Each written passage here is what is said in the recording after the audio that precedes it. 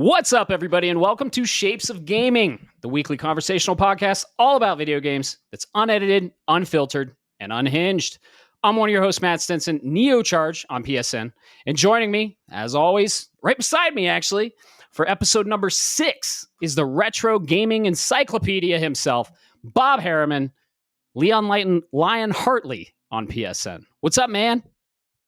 Plenty of beer in my system, and just off of that state of play we got going on, we're recording literally 15 minutes after the state of play that happened here on June 4th, and let's just say the adrenaline is pumping, and I'm feeling like a foretelling god on my drafts this year. How you doing today? Dude, you called a lot of that shit. And for the record, we are sharing a mic right now. So if there's like a little gap in us talking, it's because we're like literally swinging the mic back and forth because Bob is over at my place. We watched the state of play in person. We are fresh off of it, literally 15 minutes. So it's a little bit of a different way of recording. So we'll see how it sounds. But of course, it's always coming to you unedited, unfiltered, really unfiltered now because you're literally right beside me. But yeah, dude, that state of play was awesome. I loved it. And we have a lot to go through because Summer Game Fest is upon us. It basically kicked off with this state of play. And there's been a lot announced. So we have a main topic we want to get into, but if we can't get to it, it's just going to be mainly news. So we're going to tell you a lot of stuff that was announced. That state of play had a lot of bangers. And yeah, we still have our drinks here. So, and I have a little surprise for Bob. What are you drinking now, though, Bob? Oh, I am drinking. This is a last call, so to speak. My favorite brew from a local brewer here in Colorado Springs. Shout out to Metric Brewing. They're not going away, but they're going to come back. It's just a matter of how long it's going to take. But they make a hazelnut brown that is called Dad Belt. And I'm telling you, folks, this thing is like if you took a jar of Nutella and mixed it with a beer, had a baby. It is smooth. It is rich. And it's almost 6%, so it's not a weakling either. It feels good. It feels good in my body. And the question is, what's the surprise that you got for me here? So I can attest to that. I tried it. It's amazing. I've tried it on tap, and he got a crowler of it. So we're drinking it here. First off, I want to get into mine. I got Fruit by the Ounce Sour Ale. Still going with the sour. Still going with the theme. This is from WeldWorks, another one of my favorite breweries, and I'm drinking another one of theirs. This is a fruit by the foot tasting sour. You got the fruit punch syrup, the coconut cream, marshmallows, and passion fruit puree. That just sounds like a fucking party in your mouth, Bob. That sounds almost like too much for me. All right, so if this is the surprise here. Oh, he's got something else for me. Okay, all right, we'll get to that. But absolutely, man. Hey, so the question is, since we got beer on the mind, we always talk about what's going on in this life. I know we got a lot to cover this week. So if you're okay with it, without further ado, let's go ahead and just fucking dive right into this, man. How's life been going for you? I know you got a lot going on. It's been good, actually. I just got back from a long trip. I was in Vegas, actually, for an event. And Vegas is interesting. I've been there 3 times, and I was there before COVID, and then I visited after COVID. We stayed at Mandalay Bay. We walked through all the hotels, Excalibur, the Luxor. Vegas is fucking expensive, but I did have one highlight, and I went to the Sphere, Bob, and the Sphere is this. It has a screen that's 4 acres big. Okay. You heard that right, folks. 4 acres big. And I saw something called Postcard Earth, one of the best, immersive, coolest entertainment experiences I've ever had. And the tickets were not cheap. I'll just tell you because it's kind of going into what I wanted to just lightly touch on. The tickets were $150. And this film, keep in mind the screen is 4 acres big and it's a sphere, right? So it's not like right in front of you. It's all around you. They pump smells in there. So they have like, you're going through like a orange orchard and you have like the smell of orange. It's like, I don't know, they rumble your seat and everything. $150 for an hour and a half. And I'm like, man, these games. We spend, what do we just spend on Clair Obscur? We spent like 60 hours in Clair Obscur. It's a $50 game. 60-ish hours. A $50 game. Even these games that are like 70, $80, man, I think games have a lot of value to them. I know people don't want to hear this, and I know people have different financial situations, of course, but I think gaming is still the best value entertainment money can buy. What do you think? No, that's absolutely correct. Like you said, everybody's financial situations are different. So please, if you've got that extra money and you can do that fun stuff, don't let life pass you by. That's my biggest piece of advice I can give to anybody that's out there and listening right now. But I'll tell you this much, Matt. You're right. Gaming is the best bang for your buck, and I'll tell you exactly why. So it's the start of summer here. You know, kids are coming out of school, and as any parent out there knows, particularly since I've got three of them. Oh, by the way, they're all teenagers. One of the oldest being 19. I'll tell you right now. You know what's the worst part about summer break, Matt? Is feeding them little goblins. I love them to death. Don't please understand, folks. I love my children. I would do anything for them. Okay, and we'll get into some of those themes later on the what we're playing. But I'll tell you this much: we decided to do a reset.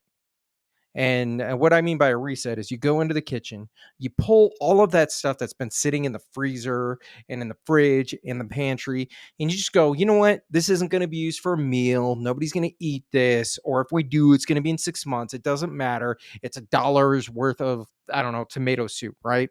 We can toss that. 3 bags of garbage later, and we go to the grocery store and we say, hey, have free reign. My mistake was giving the shopping cart to my wife and my oldest kid and then losing track of both of them because I got distracted by something. Hello, ADHD. Do you know how much I spent there at that grocery store when I walked out? Almost $600, folks. Yes, you heard that right. And this is not a complaint, because I went home and I do not have to worry about hearing, Dad, there's nothing to eat. I don't have stuff. You know what? They have everything they need and can get through for probably been a good month or so.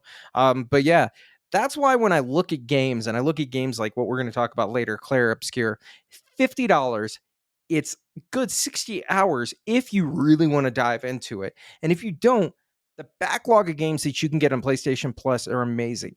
Let's say you don't like single player games. What if you like multiplayer? I will give you a hot hint. Days of Play is going on right now. Go check out Risk of Rain 2. It is 75% off. It is $6, and I guarantee you will get an entire summer's worth of hours of entertainment, man. That's why games are the premium when it comes to this. But spend your money as you like.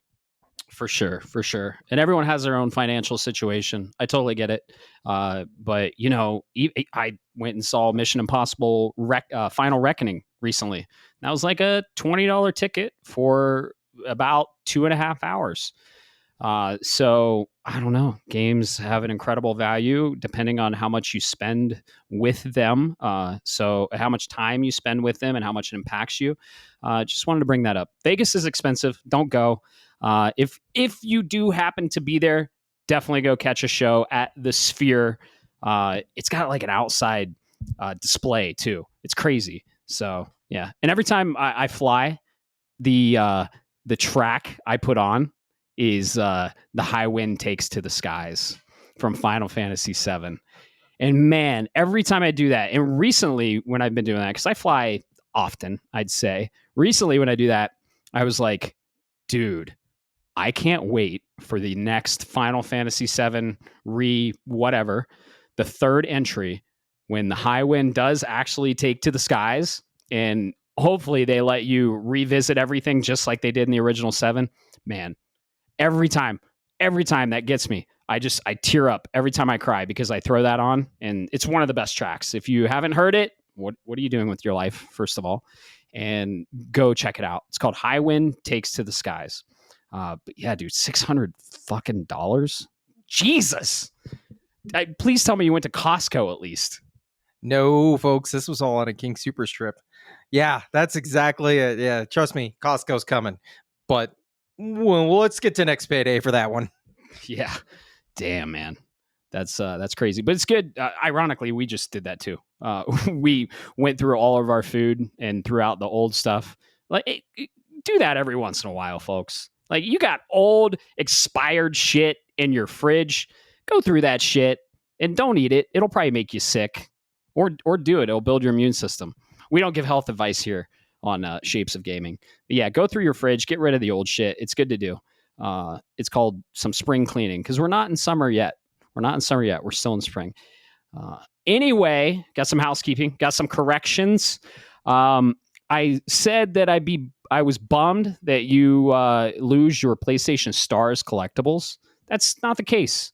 Their data is somehow going to you'll be able to download it and you'll be able to have those collectibles somehow. Here's my thinking. I think they're just going to keep the app alive that you can go and view your collectibles. It might not be public to anyone, so that kind of sucks. But you can still view your own collectibles. And I have a theory, Bob. I think the PlayStation Stars stuff was fucking with their metrics because the way the missions kind of happened is you had to launch a game. And I think people were just downloading the game, launching it, and then deleting it. And it was fucking with their metrics. So I think they kind of stopped that. What do you think? Why do you think they stopped it? I got a couple of different reasons. I think that's probably a good one. I also think it was poorly executed. It wasn't advertised well. I didn't even know about PlayStation Stars, quite frankly, Matt, until you told me about it. I was like, wait, what the hell's PlayStation Stars? And then I saw I had all of these points that were in there. You can only get it through the PS app. It's not integrated with the dashboard. You don't get there's nothing there that says, hey, cross media bar, you have PlayStation Stars. It just shows you whatever you have in your game library. So unless you know about it, there's no real reason to use it. Or you wouldn't even use it at all. And I think the engagement numbers were so low. Sony looked at it and said, yeah, why is there even a reason to support this? So I think I have my theory. I think PlayStation Stars is going to come back, but I think they're going to do it in a smarter way, and they're going to go ahead and make it more user and customer friendly. Integrate it well with the cross media bar, integrate it with the PlayStation Store more natively onto the PlayStation app. Unfortunately, my theory also believes that this might not happen until the PlayStation 6 era, which makes me cry a little inside. But I would rather take that because the only other option we have with the reward programs, correction, I'm sorry, I don't know much about the Xbox side, but the only other place I have access to is the Nintendo rewards program, which just got shot in the foot as well. So pour one out for the PlayStation Stars program, but I think it was just low engagement. And to keep that stuff updated and to keep things going, you have to pay somebody to come up with ideas and everything else. I think it was a sinkhole of money for Sony, and they cut ties. Yeah, I can see that. That's a good point. RIP PlayStation Stars. I used it for a little bit. It was cool. It was just all digital collectibles. I mean, you could get real money and buy real games. And I did that. And it replaced the Sony rewards or the PlayStation rewards. So yeah, it was just a little like extra thing. If you were already launching these games already, and you might as well get a little reward for it. But oh well, you'll be able to keep your digital collectibles and you'll be able to access them. The second and final correction is Dispatch is not made by Telltale because Telltale's gone. I said it was made by Telltale Games. I think you said, oh, Telltale's still around. And I was like, yeah, I think. It's not. It is the same devs, though. So the same devs left Telltale when they went down and created a studio called Ad Hoc Studio. And that is the studio that's creating Dispatch. So rip Telltale. And they had a lot of great games. I loved Wolf Among Us. I would love to see Wolf Among Us 2. Tales from the Borderlands was great. They had a Batman one. They had a Guardians of the Galaxy one. All the Tales games were great. So Telltale Games, rip. Man, do we have some fucking news? We have so much news. And we're going to get all into it. Like we said, we literally just got off the heels of the state of play. Like 15 minutes from the state of play, we started recording, and we are hyped at what was announced. We can go into that state of play stuff, but we do have some Summer Game Fest stuff that was announced. So we're going to kind of save the state of play for potentially the main topic if it takes so long. But we also do have a main topic we might get into, or we might save it for another podcast episode. Who knows? We're flexible here at Shapes of Gaming. You know, we just kind of wing it sometimes, and we are literally recording. You're right beside me. I can literally touch you. What's up? Yeah, Days of Play. So for anybody that's not in the know on this, this is kind of like a if you're a PC gamer, this is like I'm sorry, you wanted to do State of Play, right? Days of Play. All right, sorry. The beer's kicking in, folks. But this is kind of like the spring summer sale from Sony. They do this for the last couple of years. So you can see all of this. Go to Sony's website if you want. You can take a look on just fire up your PlayStation if you want. Go ahead and there'll be a little dashboard icon that'll tell you about the Days of Play. If you go to the PlayStation Store, you can get all kinds of cool deals. They discount a lot of good games here, working with their partners to get that done. But most notoriously, or most notably in my case, because there's a lot of the games I looked through, there's nothing there that's either A for me or stuff that I already have. So there's not much. That's where I saw the Risk of Rain too. I already own Risk of Rain, but I saw it and I was like, you know what? Let's go ahead and take a look at this. Especially since my oldest is playing it right now with some friends. But most notably you'll get into. I'll let you get into this, Matt. Is Xbox Xbox Gaming decided to up the prices on their consoles. And we're not talking by an insignificant amount. We're talking upwards of $100 on some of these bad boys. Meanwhile, Sony, with all of their quote unquote big dick energy, said, hey, Days of Play is coming up. Why don't we go ahead and discount all of our hardware? Not all of it. There's one piece of hardware, sadly, that is not discounted, and that's the Portal. But if you want to you could get right now for the Days of Play, there's the Call of Duty Black Ops 6 PS5 bundle. So you're going to get your PS5 with the disc version, by the way, which is more expensive. Comes with Call of Duty, if that's the kind of thing that you're into. $450, $449.99. Guess what, folks? That is the same price of a Switch 2 base. You are not going to find a better deal.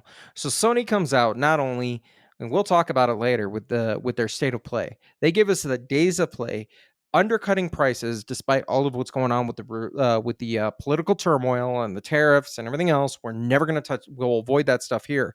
But then they go ahead and, while competitors are increasing prices, they undercut them. I think Sony is setting themselves up to go ahead and dominate this generation. We can talk about this later if we have time. If not, we'll do it on another episode. But I think this is them looking at Nintendo and saying, hey, Nintendo, you're going to get your day in the sun and you're going to get your pre-orders on the Switch too. But we are going to be the ones standing at the top of the mountain when everything comes down. And watch us. We're going to show you how to do it. What you think, man? Yeah, dude. The fact that they announced a State of Play a day before the Switch release and the day literally of the Switch release is crazy. They whip their dick out and they're just like, whatever. And you can actually get a PlayStation 5 now, the PlayStation 5 Slim, with the Call of Duty bundle for $400. That's cheaper than the Nintendo Switch 2. And that's cheaper than the Xbox Series X. And the PlayStation 5 is, let's be honest, a technologically superior console to both of those. I mean, the Switch 2 Switch 2 we're very excited for, is on the level of a PS4 Pro, which we're very excited for, because guess what? Right after this episode, we're literally going to go get our Switch 2s and we're going to get in line at Best Buy because we did the pre-order. We did the little pre-order party we had. And guess what? If you were part of that, awesome. You got a Switch 2. If you weren't, everyone in that pre-order party we had for Shapes of Gaming on the Shapes of Gaming Discord, they got a pre-order. Every single one. We were on it. We were like headphones, we had the Discord going, and every single person got it. So we both got ours at Best Buy. But it's crazy. They lowered the price to $400 for the slim Call of Duty bundle. They lowered the price. You also can save $50 on the PS5 Pro if you are into the resolution frame rate, which we are. We both have pros. So yeah, it's really crazy that they did this in the midst of all the tariffs and everything like that. So yeah, Days of Play went live on May 28th, and it ends at June 11th. So plenty of times to get games. There a ton of games are on sale. There's hardware sales, and they do this every summer. So it's really cool. And it's good to see, and I can't believe they discounted hardware. So yeah, that's the Days of Play. That was announced a few days ago, but we're recording Wednesday. This is going live Thursday, and yeah, go check out all the deals and the sales.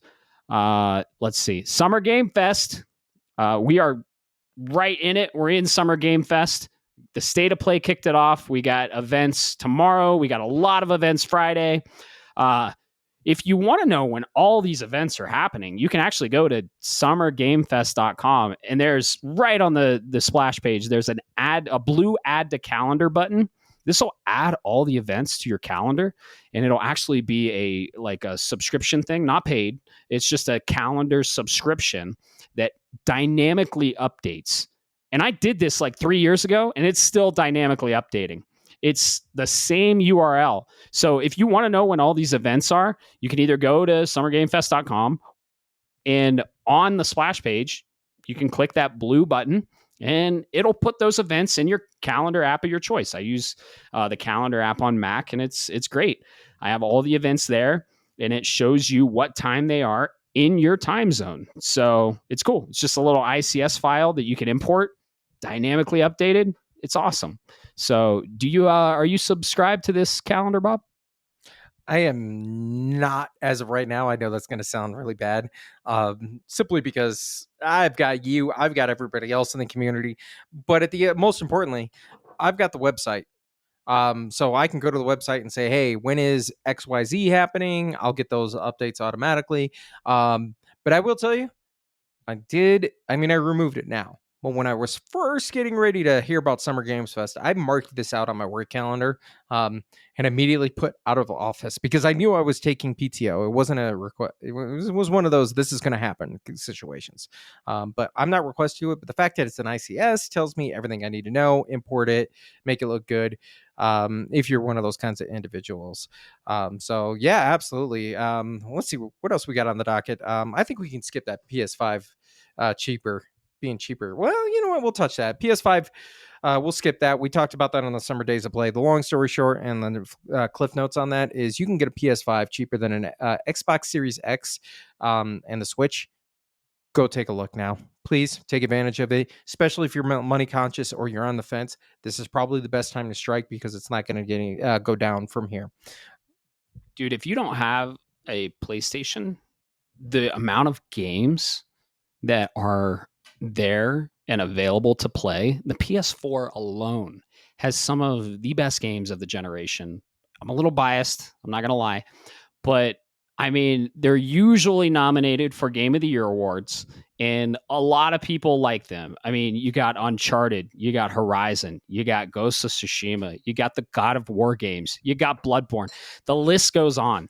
And if you can get, if you're not into the PlayStation ecosystem, it's a really good time to get in. I'd say if you get a PlayStation, you're going to have a crazy backlog, but man, these games are so special and so amazing, and the quality and care that these first party developers put into their games is just second to none.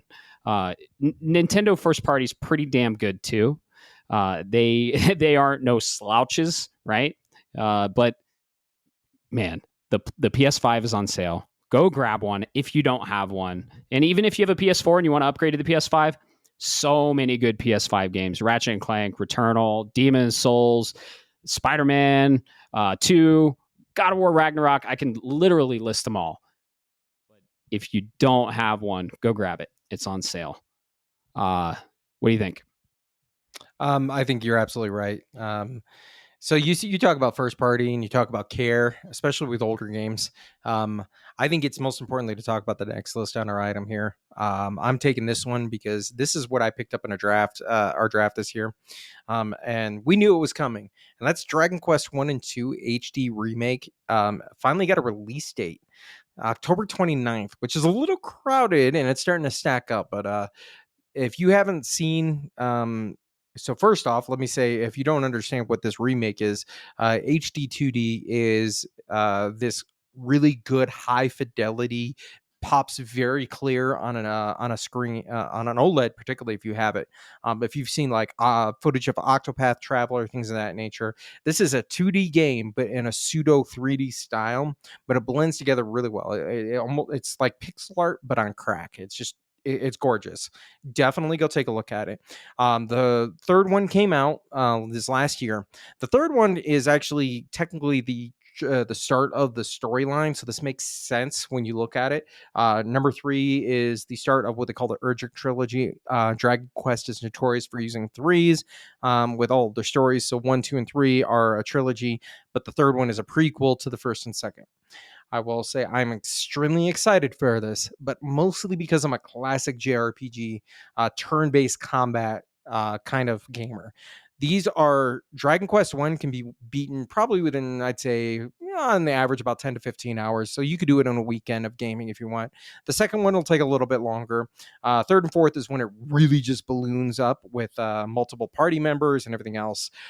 Most notoriously, I would like to put this out there for anybody, is if you are only somewhat interested in turn-based RPGs and you are not like really into them, you may want to go ahead. I may want to caution you and say play number three, which came out last year. Play that first. If it's not for you, get off the highway. It's okay. I get it.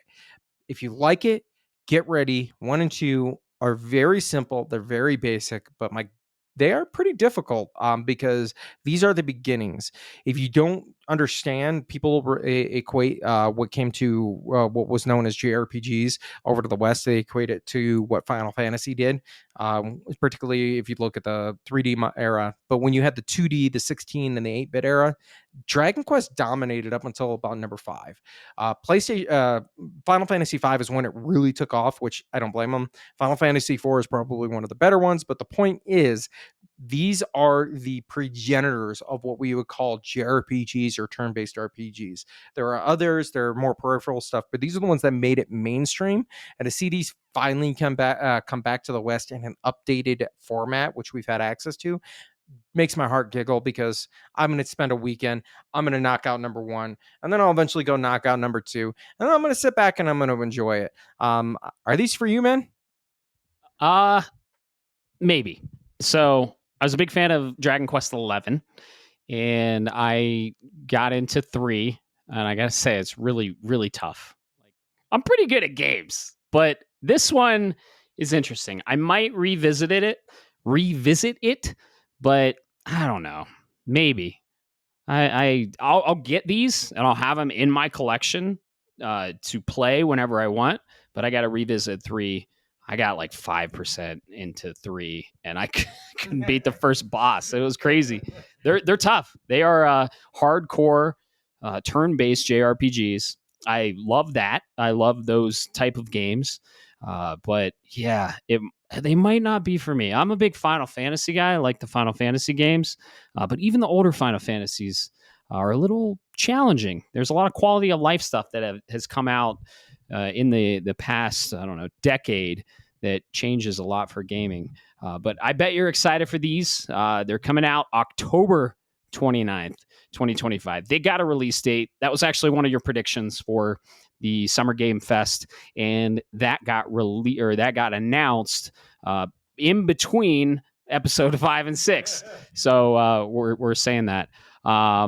Dude, a lot of Nintendo news has been coming out because guess what? Nintendo's releasing a new console, and the Nintendo Today app has been hopping.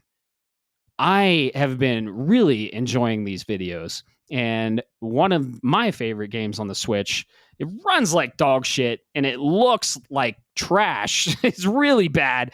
Super fun gameplay. That's why gameplay is king, and you can look past frame rate. But I mean, frame rate and the color depth and resolution does enhance your gameplay, but the gameplay is king. That's why I played them back to back. I played Scarlet and Violet back to back. I played Violet and then Scarlet, both like 30-hour games, and they ran like shit, but they were so fun. So it's a testament to the gameplay is king. But they are going to be way better on Switch 2. And there is a video of this on the Nintendo Today app. This thing is running 60 frames. It's got better resolution. There's less drawing. There's more Pokemon on screen. And the colors, man, they pop. I am very excited to see all of these half-assed games on the Nintendo Switch that released broken as fuck, including Legend of Zelda, Tears of Kingdom, and Breath of the Wild. I'm very excited to see what this new Switch performance and new technology will do to it. And they are kind of drip feeding us. We just got the new Zelda Echoes of Wisdom and Link's Awakening. Dude, this shit looks awesome. Not only is it running better, like the frame rate, they enhanced the frame rate IBN, but they cranked the resolution. It looks 4K. I think it is 4K. And they added HDR, which gives you way more color depth. And they just look phenomenal. So Nintendo, dude, it's the first time I've ever heard Nintendo mention the word frame rate in their patch notes.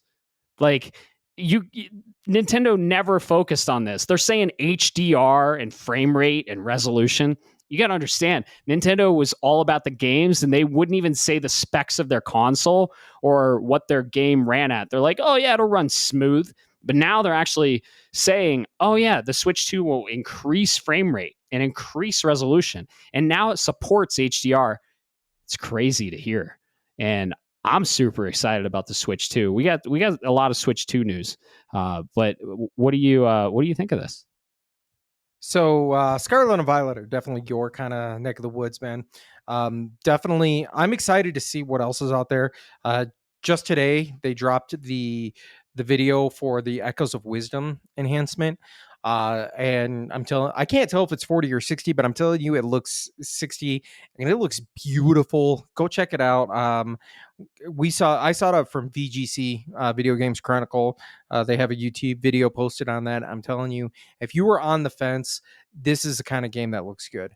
I am obviously hyped about the Switch 2. I'm getting ready to go pre-order and pick it up. But I will. But there's this thing in the back of my mind, Matt, and I can't quite scratch it out. Right, this is a Nintendo that is doing something that the last time they haven't done in quite a while, and the last time they did it, they kind of lost the fight to Sony. This comes out of the PlayStation or the SNES era. The SNES was a 16-bit system. They were in the fight with Sega. They won against Sega, but I think that's less about what's. I think that's less about Nintendo and that's more about Sega. As much as I'm probably going to get hate from people on this. I'm sorry. Sonic is not a good game from a premise. I gotta go fast. Well, you gotta go fast on a TV that was a CRT screen that was 16 inches wide. Guess what? That's not very fun, folks. But Mario running and flying and jumping on stuff, that was more entertaining because it wasn't, I gotta go fast. That wasn't the premise. But I digress. The point is, Nintendo came out of that and then tried to go up against Sony, who hit them with a 32-bit system right out the gate. PlayStation 1 just came out the gate swinging. Nintendo said, whoa, whoa, whoa, whoa. We need to beat these competitors into the ground. They went with power. They went with speed because cartridges had a faster load times. They were more expensive to produce, but and less storage, but they have faster load times. They're more seamless in transition. If you remember, you pop in your old cartridge, you hit power, boom, your game goes. Versus the PlayStation, where you had a loading screen and then a load of the disc and everything else, right? Nintendo did that and skipped the 32-bit era. They went straight to the 64. Then they kept trying to compete power with power. Little do people understand is the GameCube was actually during that generational cycle technically was more powerful than PlayStation 2, but the PlayStation 2 won because of sideways thinking, because of the DVD that came included. Anytime Nintendo has won, the Game Boy, the NES, things of that, the Wii, is when they've done followed by Gunpei Yokoi's motto of sideways thinking. Sideways thinking, or in other words, taking technology that's not necessarily cutting edge and using it in unique ways that'll appeal to the mass, is when Nintendo succeeded.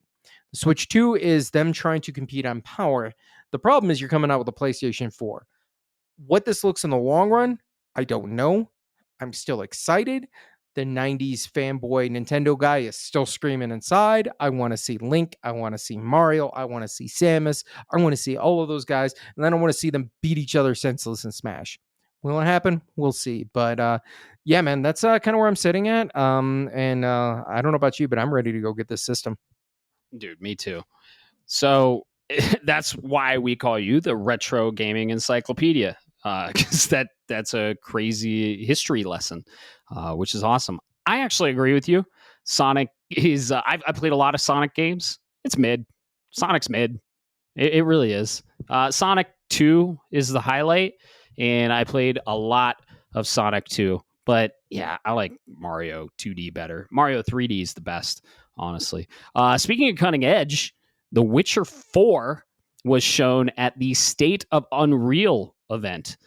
This was one of the first events kicking off Summer Game Fest. This was yesterday, meaning Tuesday, June 3rd.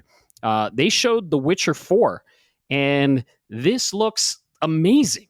I can't believe it's running. They said it's running on a base PS5, and I honestly I can't believe that. But if they say it is, it is.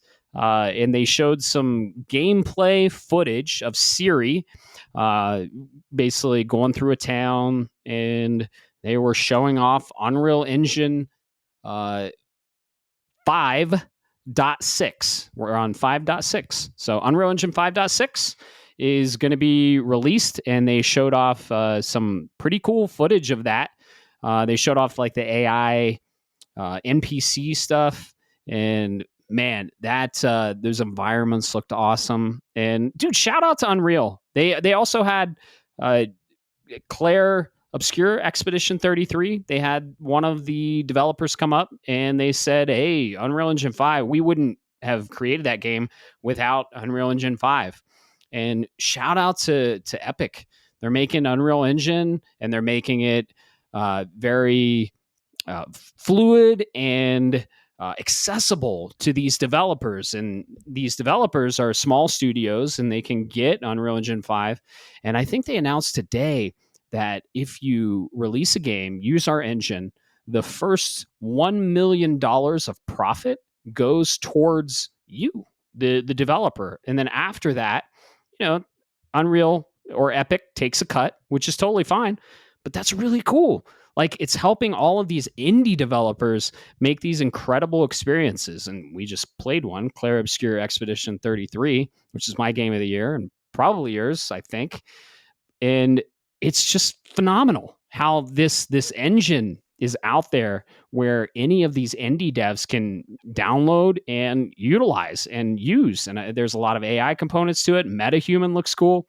If you're into like the technology, really cool stuff behind game development, check out this showcase. It's really cool. It's called the State of Unreal Showcase.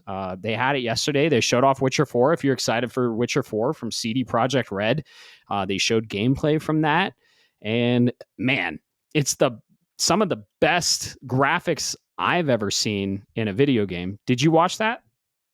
Dude, I've seen clips of it. I didn't have enough time to sit down and watch the whole thing. But the clips I saw of specifically Witcher 4 made me look at it and go. They say it's base PS5. Um, I looked at it and said, "Yeah, that's base PS5." The same way the GTA 6 trailer was base PS5. What I mean by that is when you look at the trailer for Halo 2 when that first dropped at the E3 way back in the day, it looked amazing. It ran well. It looked awesome, but people might not know is if you went outside of the boundaries of what they had pre-generated, the game immediately crashed because they were doing a showpiece. I think it was a showpiece. Either way, I looked at it and said, I can't believe this is real. Please keep it this way because it's going to look amazing on my PlayStation 5 Pro, on that OLED panel. Dude, what my only concern with The Witcher 4, and this is a sad thing to admit, particularly to the public out there, is I have not finished Wild Hunt. Um, I love the world of The Witcher. I played the first two. I just cannot dedicate the time to Witcher 3. It's not that I'm saying I'm not interested in it. I don't love it and I don't think it's a great, but it's kind of like Red Dead Redemption 2. I'm a JRPG guy first and foremost. I dropped 120 hours into Xenoblade Chronicles 2, okay? I know what it takes to do a dedication to games. I've put 750 hours into Civ 6, but you have to pick and choose. And at the end of the day, I don't think my inability to play it is going to hurt CD Projekt Red any, because I heard they all sold over like 60 million units of Witcher 3, The Wild Hunt, over time, which is, discounted and stuff. But still, that's Mario Kart 8 Deluxe types of numbers. So me not having the opportunity to play, it's not going to hurt them. I'm interested. As long as the window's correct and it comes out at a time that's not crowded, I'm 100% all for it. I know enough about the lore. I don't even care about the story. I just look at it and I go, my God, this is fidelity in motion. And to see it on a PlayStation console makes my heart just melt, man. This old man heart. Yeah, dude, it's a really cool event. It goes into like the technology behind the engine and the I don't know, like the shading and everything behind game development. It's really cool. I encourage everyone to look into how games are made. And Unreal is one of the most popular engines out there. But it's really cool to see the look behind the curtain, right? You get the game, you play it, but what is behind that? And that's why I explore all the time in a game. I'm literally going around and just looking at the assets and the shading and the lighting and the way things are, rendered. I just love that the fact. I don't think I'd ever get into video game development, but I respect it and I see it, and it enhances my experience with the game. So check it out, State of Unreal. That's the event that's kicking off Summer Game Fest. That's the first event.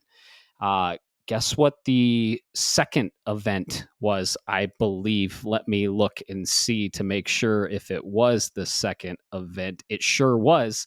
The State of Play. The State of Play. So we had State of Unreal June 3rd, and the State of Play was the second event. Literally just kind of shadow dropped from PlayStation yesterday. Like, we're like, oh shit, we're getting a State of Play. I thought we were going to get a State of Play in June. I thought it was going to be after all the events, and maybe not a day before the Switch is announced. But PlayStation was like, nah, dog, we're going to fucking release the State of Play today. Or tomorrow. So tomorrow is today. They announced it yesterday, which was Tuesday, June 3rd. It was today, June 4th, literally an hour ago. And we're going to get all into this State of Play. We watched it live. And man, there were some banger announcements. Let's just get right into it, dude. They kicked off the show. If no one knows what State of Play is, it's like a little, I don't know, a little showcase E3 digital event that they do probably 5 times a year. So the best way to describe it, if you're not entirely sure, this is the Sony's answer to the Nintendo Direct. This is them saying, here's the games that are coming to our platform. And it's not always necessarily exclusively to their platform, if you go look back, but being able to be the first one to announce some of these games, particularly with what we're going to talk about, is what makes us entertaining.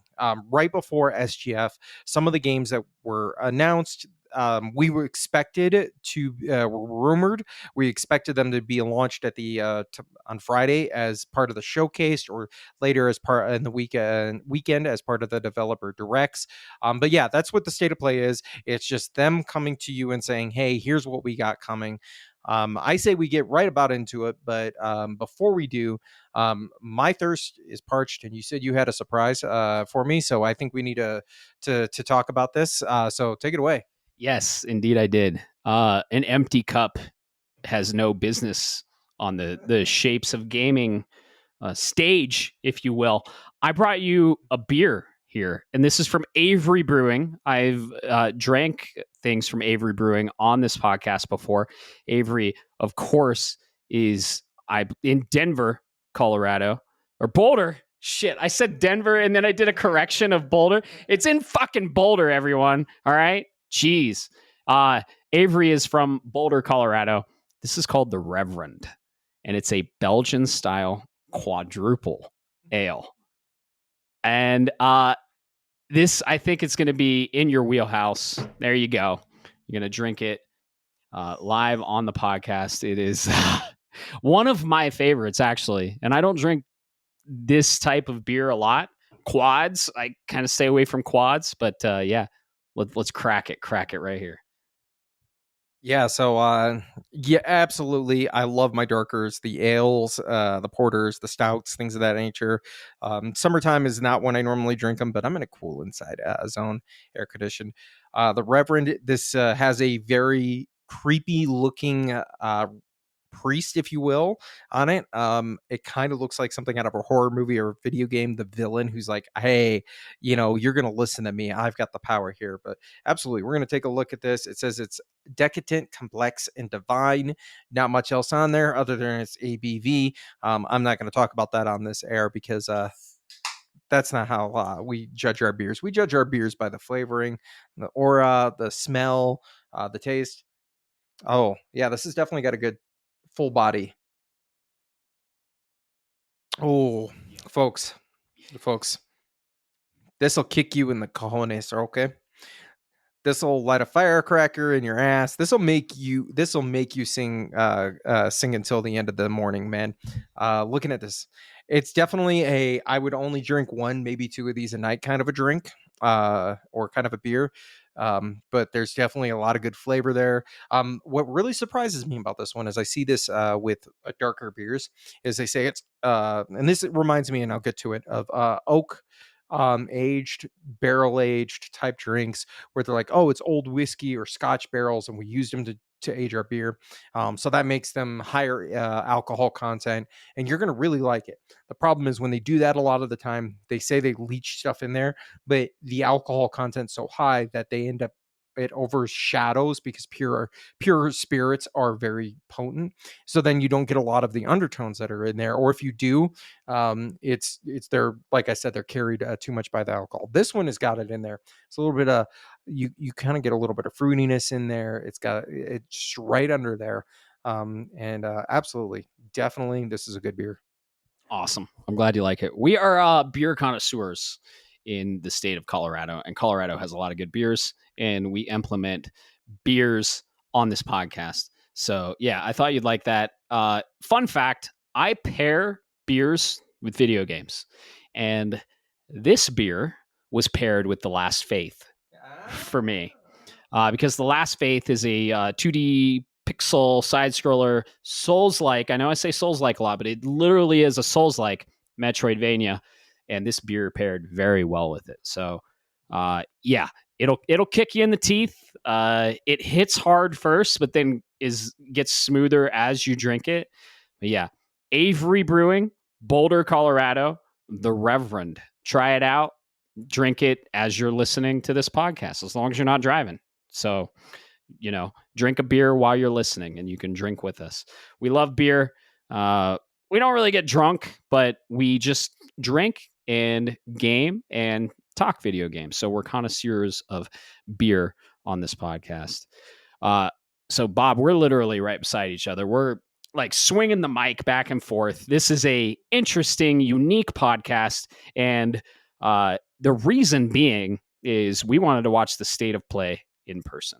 So we are literally like an hour from the state of play. It just happened. So let's get into what was announced.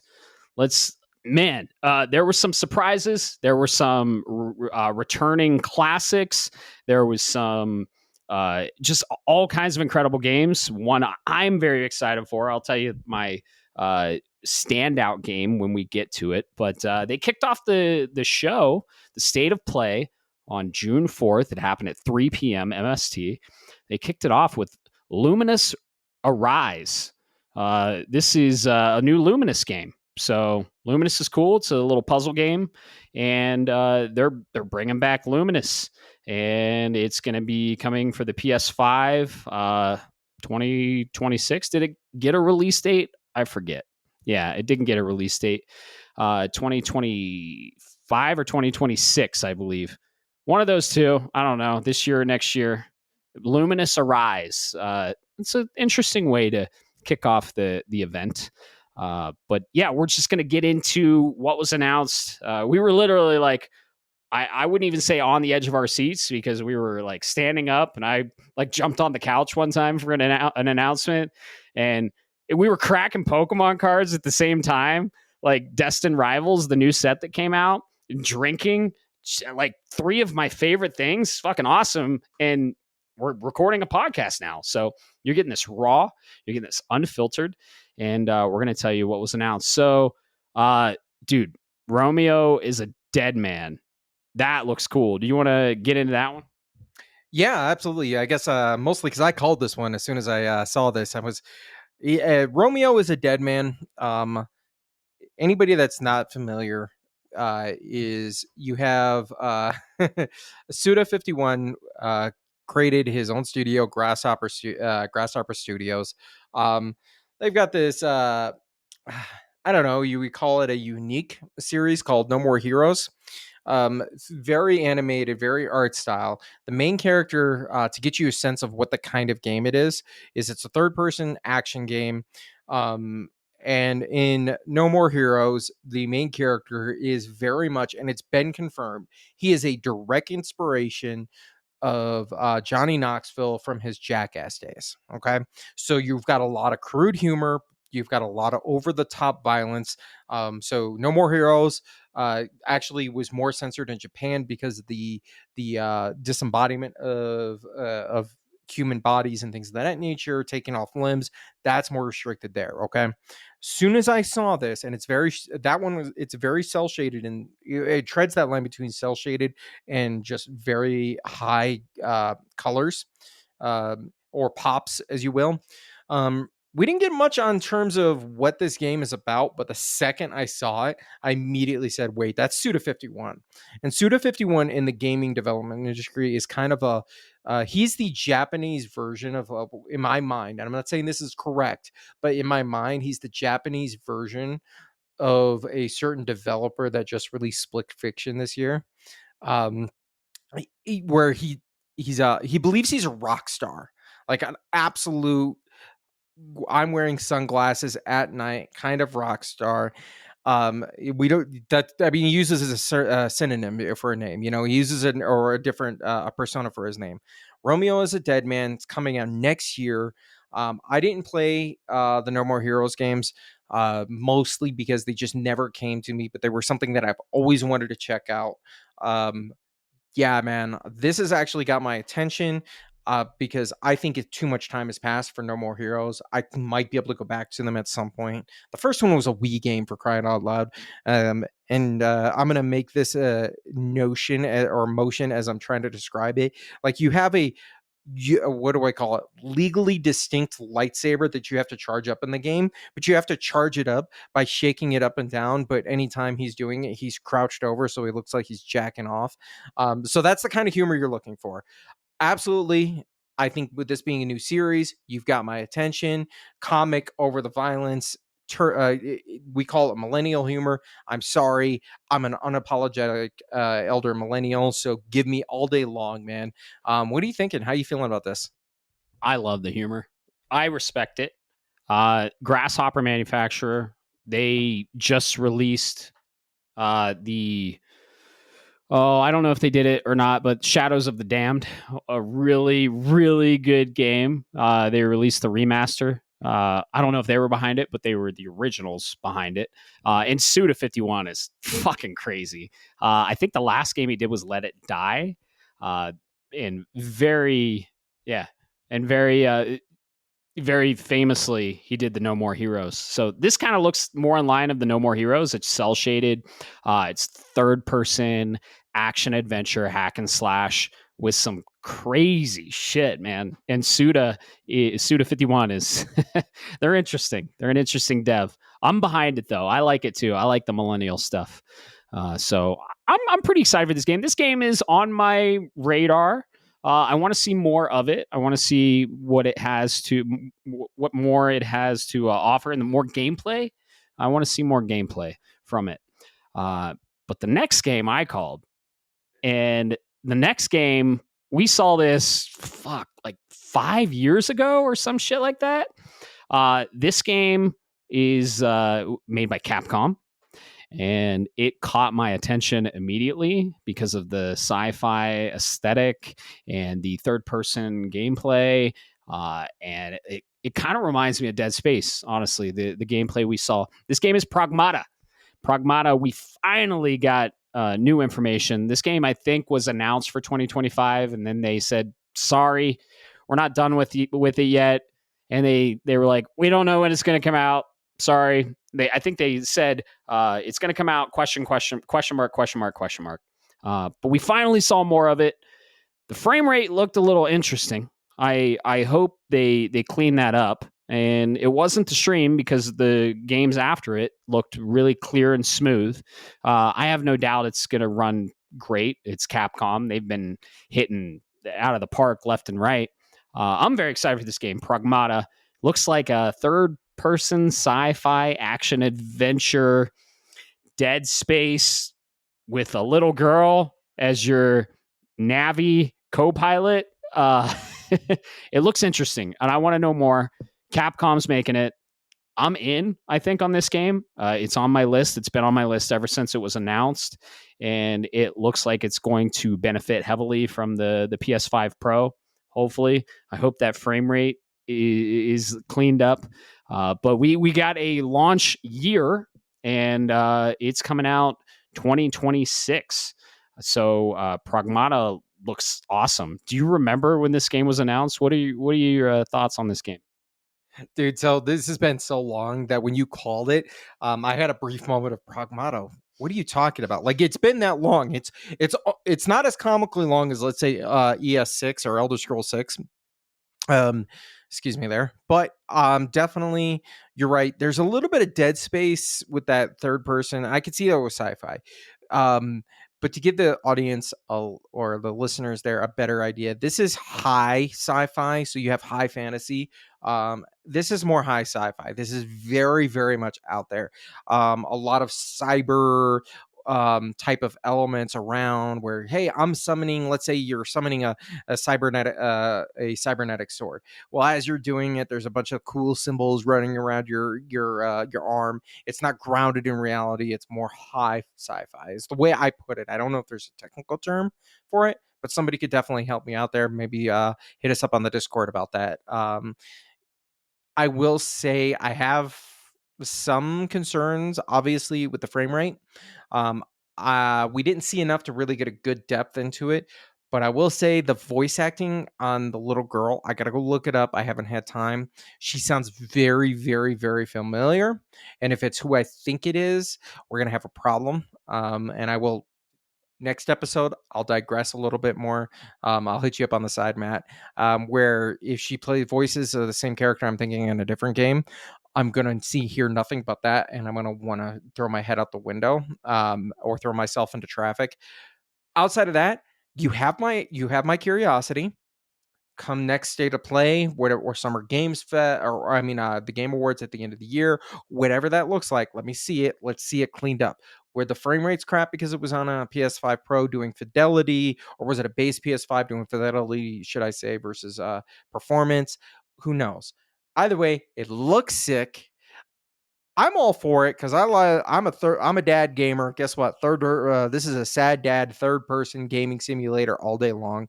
I know it's PlayStation Studios. It didn't say outside of that, but guess what? You got my attention. Yeah, Capcom actually. Oh You have my attention there for sure. And yeah, it's kind of a sad dad simulator. Reminds me a little of Stellar Blade mixed with Dead Space, and it looks really cool. It looks when it comes to fidelity, it looks awesome. But yeah, the frame rate was a little interesting. So I hope it was maybe just the stream or the trailer pack they gave them. Who knows? But we're getting this in 2026. I was very excited for this when it launched, and Capcom's behind it. I couldn't be more excited. Now, Bob, the next game that was announced, I we literally saw it and we like jumped up and we thought this was Castlevania, right? But the more I saw it, the more I was like, okay, it's not Castlevania, but I think it is Iga. And Iga is the creator of Castlevania. And it is. It's a new Bloodstained game. We're getting a new Bloodstained game, the Scarlet Engagement. Bloodstained, the Scarlet Engagement was announced for 2026. I'm a huge fan of Bloodstained. I'm a huge fan of Castlevania. Iga created Castlevania for Konami. Konami did them dirty, just like Kojima. And they both left, and they both started their own studios.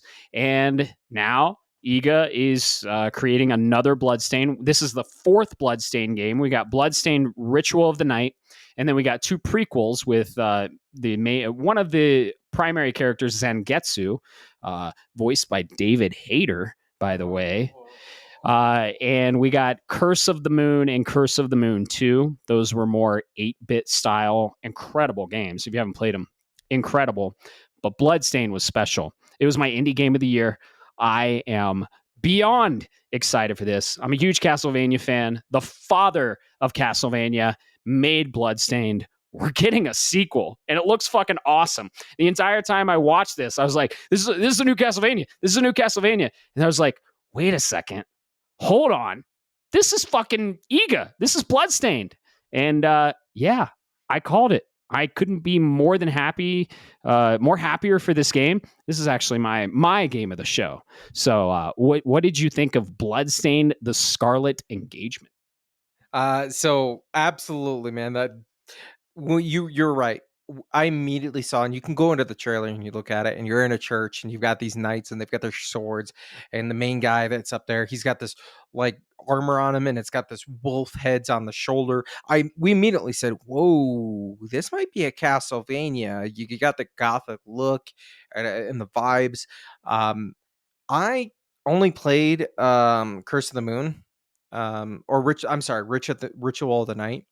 Um, I regret not having played the others just because I haven't had time. What I think I really appreciate about the Bloodstained games is not only are they the Castlevania games that we just haven't been getting lately, we've been seeing a lot of clones. The Metroidvania inspired, they come out a dime a dozen. They're kind of like a Souls like games nowadays, right? We see them a dime a dozen, but it's not often that you get the creator. And what I like to say is, and I'm gonna butcher his name. I'm so sorry. I'm way too many. It's Koji Igarashi. So he is the father of Castlevania. Okay. All right. So the reason I say I really appreciate this series and what it brings to it is he is the father of the series and has created a spin-off, and it is very, very good. Okay. I only say this because do you remember the game Mighty Number 9, my friend? Yes. So Mighty Number 9 was created by a studio that was led up by the creator, or rather the father. There was multiple creators, but he's recognized as the father of Mega Man. It fell on its face. It wasn't. It was okay. It was very mid. Bloodstain is the creator of the father of Castlevania, saying, "Let's just keep this going." Right. That being said, this is a long-winded way of saying I am 100% on board with this game. My only regret is the fact that I haven't played the others, and I'm sadly not sure if I'm going to get a chance. This is a 2026 time window, so maybe we get a chance, especially if it hits that mid to late time. Maybe I'll finally get a chance. But absolutely, Bloodstain. Give me more of it. The Ritual of the Night had me hooked from the beginning. Like I said, my only sad story is I didn't get a chance to play Curse of the Moon or the others, particularly since when you say David Hayter, um, I immediately, my ears perk up, man. There's only certain names in gaming, and David Hayter and Kojima are some of those that will get my attention immediately. So absolutely, let's make this happen. Let's fucking go. Yeah. So David Hayter was the voice of Zangetsu in Ritual of the Night, and then they spun it off for an 8 or 16-bit prequel that's not voice acted. It's pretty much like Castlevania 3. So for the NES, it's really retro. It's amazing. Castlevania 3 was for the NES, right? Or was it for the SNES? Okay. Castlevania 1 or 2 was for the NES. So it's more in the lines of that. It's definitely NES era. Maybe I'll fire it up. I'll show it to you. And dude, it's a crazy callback. But dude, this was my announcement of the show, actually. Unbelievably, because there's another announcement that I'm very excited for. We both are very excited for, that I'll let you take. But yeah, dude, Bloodstained, indie game of the year. Amazing. And we are getting a sequel, and it's due out in 2026. We got a year, so can't wait for that. Incredible Metroidvania. If you haven't played Bloodstained, go check it out. Baby Steps got some new info, and we got a release window this fall. Baby Steps looks cool. It's third person. You control his legs with each thumbstick, so it's a very interesting game, and I'll play it if it's available, maybe on PS Plus. I'll check it out, but it looks funny. The writing is very funny, and I'd say I'm a little interested in this. We've seen a lot. It's release date. Actually, it doesn't have a window. It has a date. It got September 8th. So September 8th, we're getting Baby Steps. PlayStation seems like they're behind this. This is like the third time they've showed this in a state of play. I think it looks fun and it looks good, but we'll see how it is. Now, this next announcement, holy shit! Like what? Bob, take it away. All right. So leading up to this, there have been a lot of leaks. Let me take you back, folks. This was announced during the NVIDIA leaks, or kind of alluded to in the NVIDIA leaks back in the day. If you were a Square Enix fan, you'll know exactly what I'm already talking about. There were two games that were in the NVIDIA leaks, both heavily rumored. They've been going for the last couple of years. One of those, obviously, being the Final Fantasy IX remake / remaster, which I could go on for about days, right?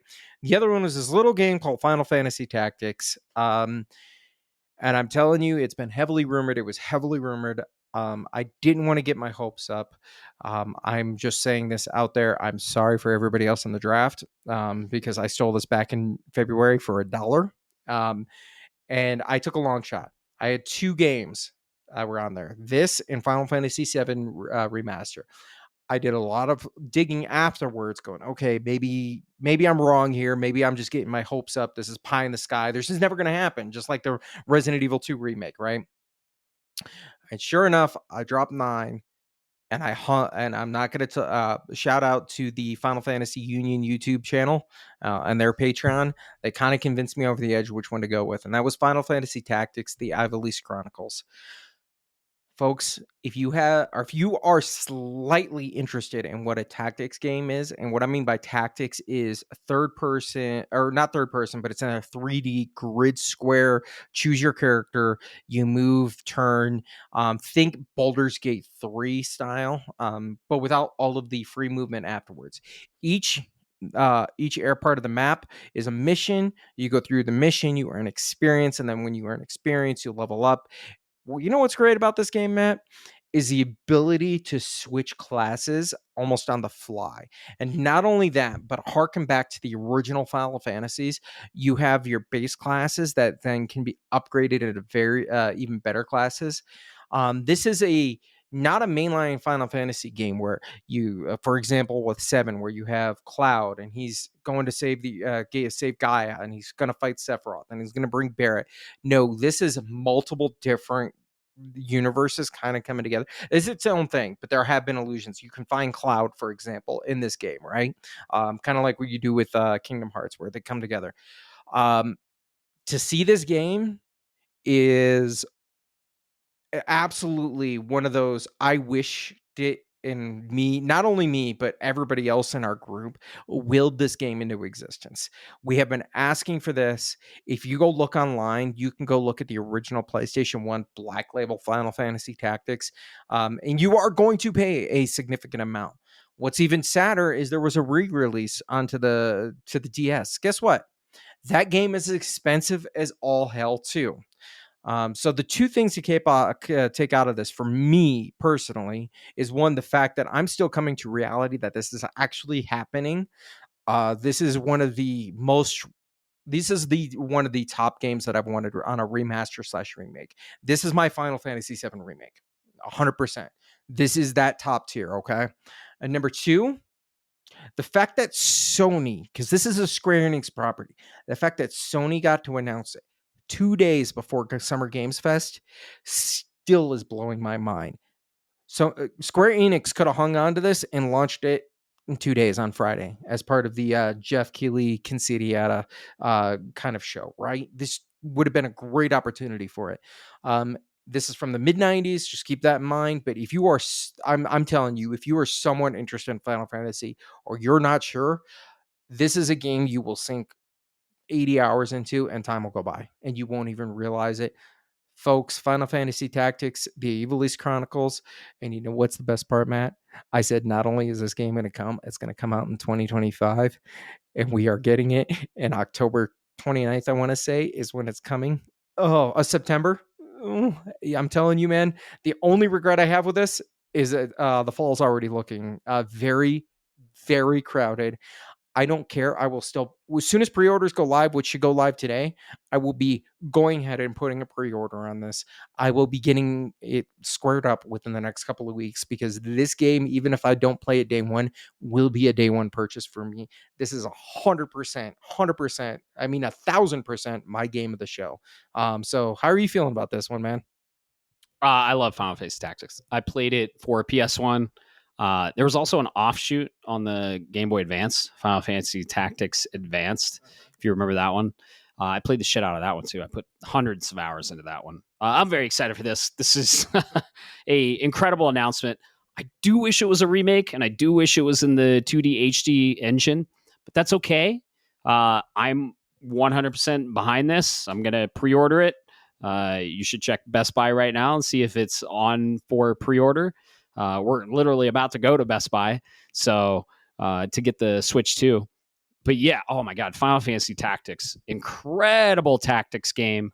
Very excited for this. There was a bit of a lead up on this for this event that they were going to announce this, and I was like, oh shit, this is actually going to happen, and it did. Square Enix, the logo came up on the screen, and we literally jumped up, and we were like fucking jumping up and down, and it was announced. I still kind of can't believe it.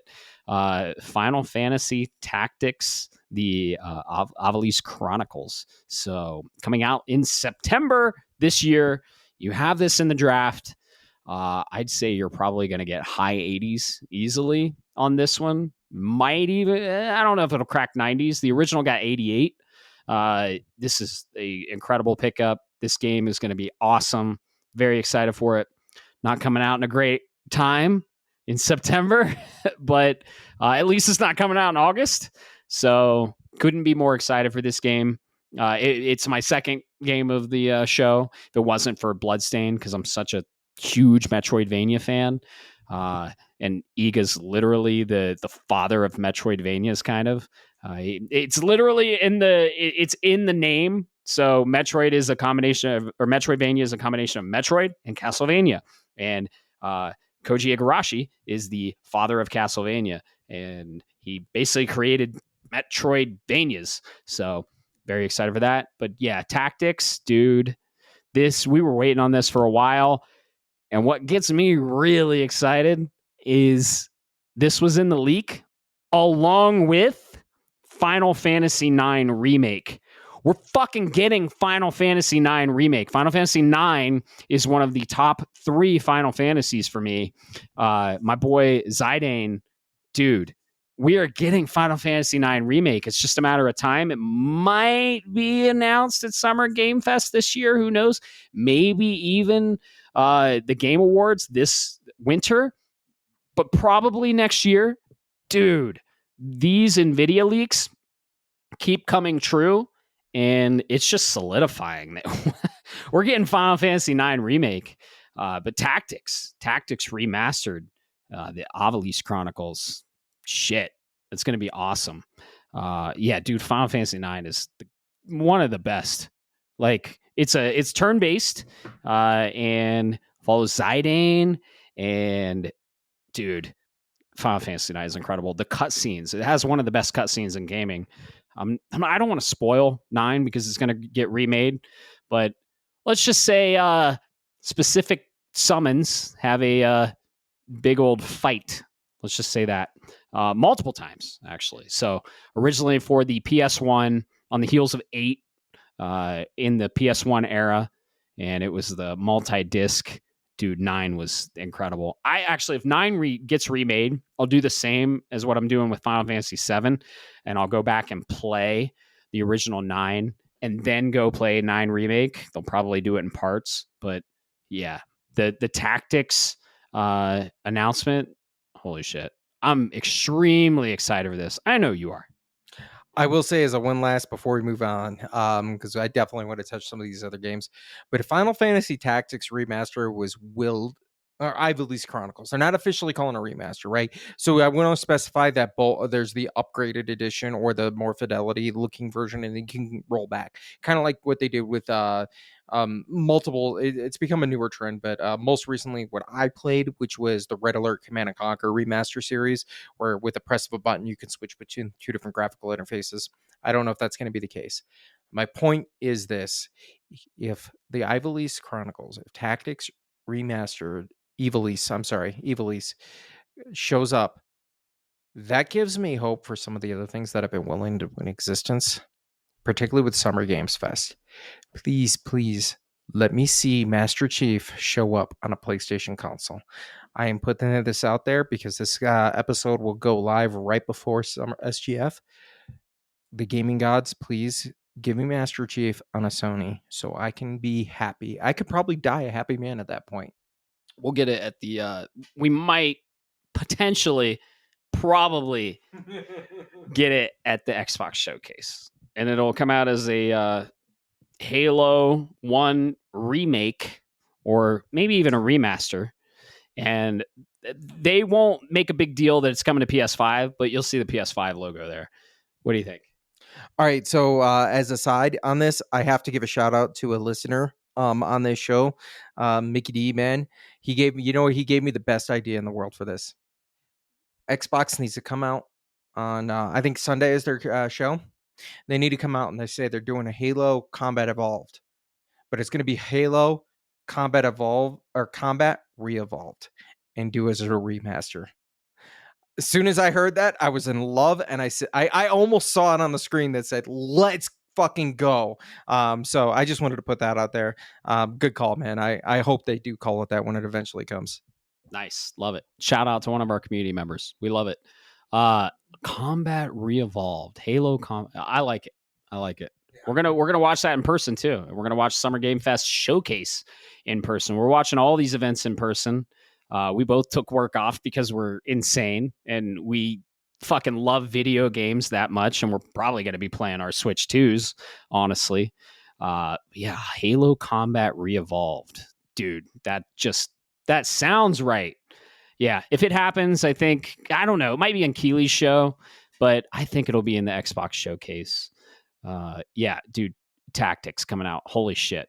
What the fuck? What are you doing? What are you doing, PlayStation? The next one we got was, you called this actually, Digimon Story Time Stranger is coming out October 3rd, 2025. This is a Digimon game. It's been years since we saw a Digimon game. It's this looks really cool. I don't know if I'm into it. I want to see more how it plays, like the the day to day stuff or the combat, how it flows. Honestly, I want to know more about this game. I want to know more about this game. What are your thoughts on it?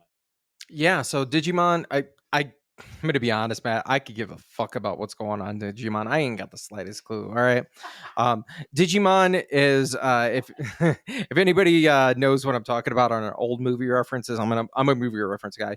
Digimon is kind of like the GoBots for Pokemon. What I mean is it's the guy that was trying to compete against Pokemon. All right, or the main thing at the time. In this case, specifically Pokemon. Digimon's good and it's got staying power. Okay, I know the theme better probably for Digimon than I do Pokemon, or just as much. At the end of the day, the thing that really made me sad is when you look at the trailer, if you take the Digimon stuff out of there and take that branding out of there, I see a very, very, very good, strong video game overall. That's how I knew what it was right away because I have been thirst trapped on this game several times, or this trailer, should I say, several times. So as soon as I know it, I see, oh, wait, that's not a SMT or Shin Megami Tensei. That's not a whatever, right? That's Digimon. I know that one. I need to set it to the side. Not saying anything bad about this game, and if you're interested, absolutely, I think it looks good. Unfortunately, it's Digimon, and I just can't get into it. I can't get into Pokemon playing, so there's no way in hell I'm going to get into Digimon. Let's just leave it like that. See, I love Pokemon, and that's why I never got into Digimon. I watched the anime as a kid, but I never got into Digimon. Here's what we're going to do for this one. It's been years since we saw an entry in Digimon Story series, and now it's returning with Digimon Story Time Stranger on October 3rd, 2025. The game's description tells an epic story that unravels the mystery of the world's collapse as you carry out turn-based battles with a variety of Digimon collected throughout the game. Turn-based, that actually sounds good. It's a turn-based Digimon game. So check it out. Yeah, right. So is Pokemon. Yeah, I'm a big Pokemon fan. Never got into the Digimon games. Watched the anime as a kid, of course. The Digimon cartoons on Cartoon Network. So that's about what I know about Digimon. Never played the games, but if you're excited for Digimon, you're getting a new Digimon story, Time Stranger, October 3rd, 2025. So that's a new Digimon game. What else? Oh, ooh, we both called this one. I think I called it like a second before you. Silent Hill F. We got Silent Hill F gameplay. They showed a lot of gameplay. I'm very excited for this game. It looks like it's Silent Hill, and Silent Hill is one of, if not the best. Well, Resident Evil is. I like Resident Evil better. Survival horror games. My favorite survival horror is Dead Space. But it's like up there. Silent Hill is an amazing IP, originally made from Konami, and they're making Silent Hill F. It follows a new protagonist, and it's in a new area, and we saw a lot of fog. And I'm gonna be honest, I didn't watch a lot of this because I am kind of trying to stay dark on this because I'm very excited and I'm getting it day one because I love Silent Hill. I just played Silent Hill 2 Remake, and I am very excited for this game. What I saw, the glances of gameplay that I saw, it's pretty and it runs very well and it looks very scary. And I am very excited to play it. It's third person survival horror, Silent Hill F. And we got a release date for this. Guess what? This is going to be a big old clash on the draft between probably you and Admiral Merps. It is launching September 25th. This year, you're going to draft this, aren't you? If I get an opportunity, this is probably one of those that will end up being on my list. What's really interesting about Silent Hill is I used to when in the events of survival horror games when they were first becoming big, you had some spin-offs like Dino Crisis, which is amazing. Don't get me wrong. I'm talking early PS1. You had Resident Evil and you had Silent Hill. They both tackled silent, or I mean, I'm sorry, they tackled the survival horror from different aspects. Resident Evil did have scariness, but it also had the survival, less horror, right? Silent Hill gave us the horror aspect. It was all about the vibes. It was all about the ambiance and the scariness.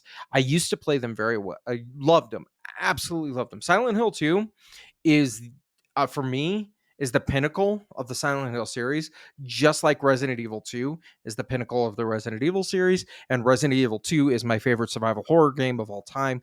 Meet me out in the parking lot if you want to fight about that. But the problem with Silent Hill, and this is not a problem of the games, this is a problem of me. I tried to play the 2 remake, and I get through it every now and then. But at my age and what I've gone through and where I'm at in my life, I get to a certain point and my anxiety ramps up so much that I need to go outside and smoke a cigarette. Like I'm ready to, I'm look, I look, I feel like, what's that meme with the, from Key and Peele where he's got the sweat coming down his face. I'm that kind of guy. Okay. Silent Hill F is, at the end of the day, more Silent Hill. In fact, it is Silent Hill in Japan, from what I can tell, what we can see. That's all most people see when they see major Western, or Western based style games. Think of like Assassin's Creed, Silent Hill, things. They say, "Hey, can we get this in Japan?" Guess what? We have it now. September 25th. It might be a day one purchase for me. It's kind of a crowded window. Either way, I will end up eventually playing this, and I will make sure I take a bunch of meds, because, or smoke a big bowl or something, or drink beer, because this game I cannot play at my normal functioning level. I will end up in the corner crying like a little girl the entire time. Dang. I love survival horror games. I played Silent Hill 2 on mic with the comments up. So I don't really get scared in games. Dead Space 2 didn't scare me. I mean, there's some jump scares, but I'll prove it to you. I'll stream this game on camera so you can all see. I don't know. The games just don't scare me. I love the atmosphere. I love the writing. It's so psychological, and I'm very excited to see what F does for the series and how it connects to Silent Hill. I have my eye on this, and well, I don't even have my eye on it. I'm going to pre-order it, and it comes out September 25th. It comes out this year. So if you're a fan of Silent Hill, if you're a fan of survival horror, Silent Hill F, September 25th. We got a VR game. I don't really have a VR. I tried PlayStation VR. There was like 8 cables that came with it, and it was a process to set up, and I ended up returning it 2 weeks later. Very cool technology. If you haven't experienced VR, I highly recommend it.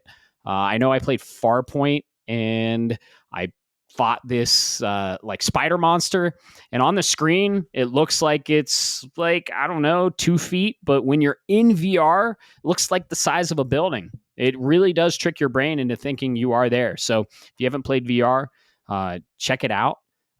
Thief got released or announced for VR. It's coming out. Do we get a release date or a release window? Nope, not really. But Thief Legacy of Shadow, we got a reveal trailer for it. This looks cool. I'm not going to play it because I don't have the system.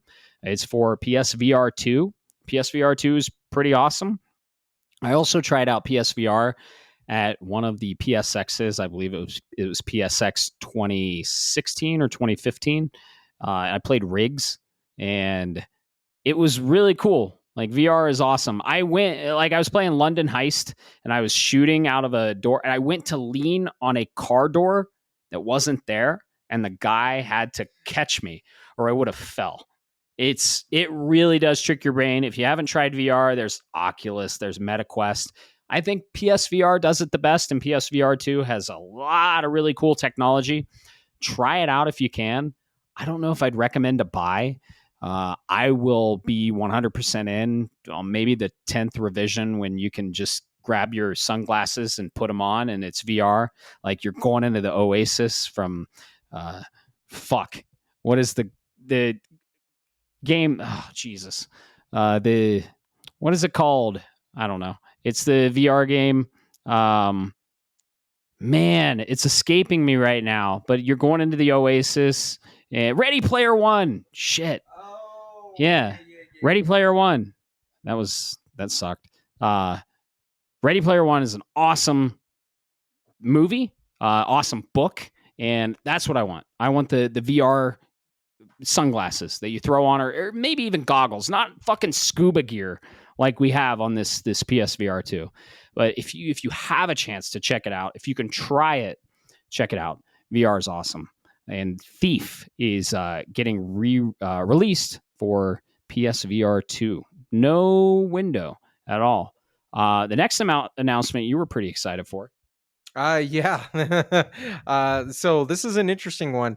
This is coming from Digital Eclipse. They decided, I don't know how this came to.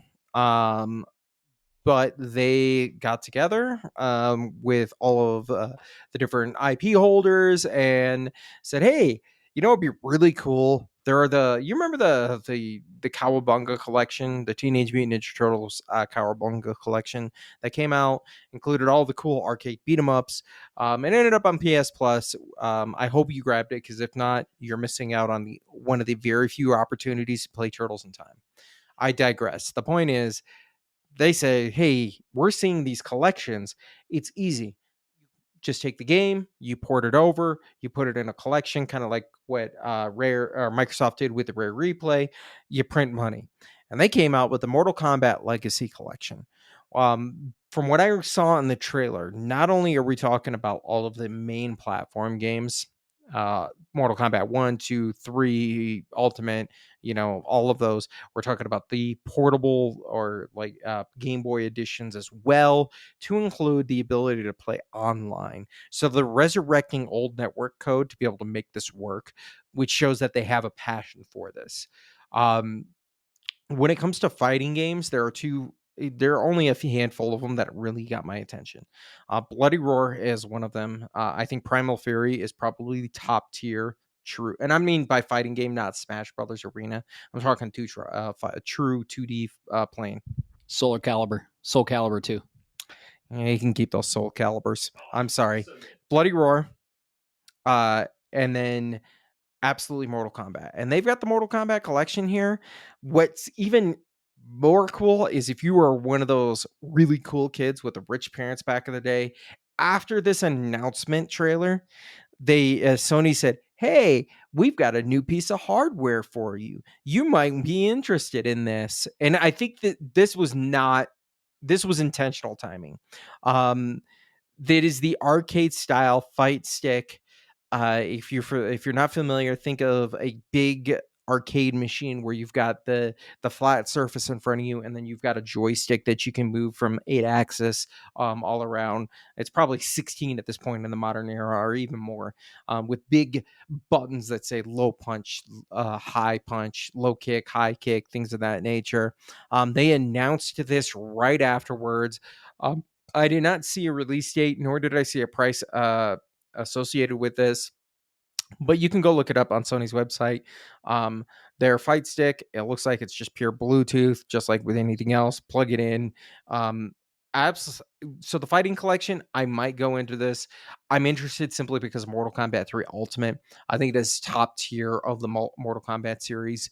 I spent, I don't know how many times as a 9-year-old kid trying to learn the combos. I mastered the whatever 12 or 14 hit combo that Sub-Zero had, based off of a guide. It took me hours on end. So you 100% have my attention. I'm looking forward to this later I think they said it's later this year as well. I wouldn't get the fight. I'm not going to get the fight stick, but if you're into that community, I absolutely encourage it. It looks pretty slick. I just hope that they come out with a Midnight Black edition, just like they've done with all of their other accessories, because I think it looked really slick. If you don't mind, I know what's coming up next, my friend, and I'm going to take this one from Matt. So you're going to get to hear me a little bit longer. Anybody out there listening who knows me on an individual level and a personal level knows that not only do I love video games, I'm not necessarily a moviegoer, but there is one movie series out there, Matt, that absolutely has my attention every time. I've seen every one of them no less than 3 times. There's one in particular that I know so well, I can memorize or I can speak every line. I know every line in that movie from the beginning to the end. Okay. And that's our boy James Bond 007 himself. This has been teased several times over the last couple of years. So when this game that I'm going to talk about was first kind of uh, given a bit of a, hey, it's going to be talked about at E3, or not E3, wow, Summer Games Fest. I said, yeah, I'll believe it when I see it, just like I did with Final Fantasy Tactics. This is my second game. This game, seeing this trailer had me literally jumping up and down and screaming like a little kid again. That's 007's James Bond First Light. This is a origin story kind of game. This is before he got the suit and he got the martinis, which of course we might see, right? This game is not your GoldenEye. This is not your whatever thing you grew up on. This feels like Uncharted had a baby with James Bond, and IO Interactive gave it to us. This is a day one. I'm not gonna lie to you. This might be it's 2026 release date. This might be a day one collector's edition purchase for me. Uh, if it was not for Final Fantasy Tactics, this would have been my game of the show. It looks amazing. It looks good in terms of what the movies can't do right now, which is capture what Bond is really about, which is gritty, which has got a little bit of gritty combat, a little bit of spy thriller in place, but keeping the, we don't care about the politics. We don't care about what's going. We don't want your emotions in there. Okay, some James Bond movies, in defense, are good when it comes to emotions, but the best Bond movies are the ones that are just pure fun. And I look at this game and I say, wow, this looks like it'll be a 40 whatever hours, whatever it looks like, however big, looks like it'll be fun. We're not going to tie it to the original. We're only going to tie it to the original IP by the name. We're not doing likeness. We're not doing any of that BS. We are going to 100% just make something our own. And the fact they got it, they put it in Uncharted, which is some of the best IP of all time, and put it in that vibe. And then they said, hey, it's coming out in 2026. Somebody's probably going to meet me outside of the parking lot because this is probably a number one draft for me next year. This game, 100%, I'm in. I will get a collector's edition day one. Dude, I'm so excited. I can't even stop talking about this. So I'm going to let you follow it up. Dude, it's made by IO Interactive too, which is absolutely incredible. And I can't believe they had this in the announcement. I can't believe they had this in the show, because IO is doing their own showcase, and this was the first gameplay we've ever seen, and the State of Play had it. I figured they would show that in the IO Interactive showcase we're getting for Summer Game Fest. So very interesting strategy they have. I was super excited to see it. I really couldn't believe they showed it. But yeah, dude, I'm a huge James Bond fan too.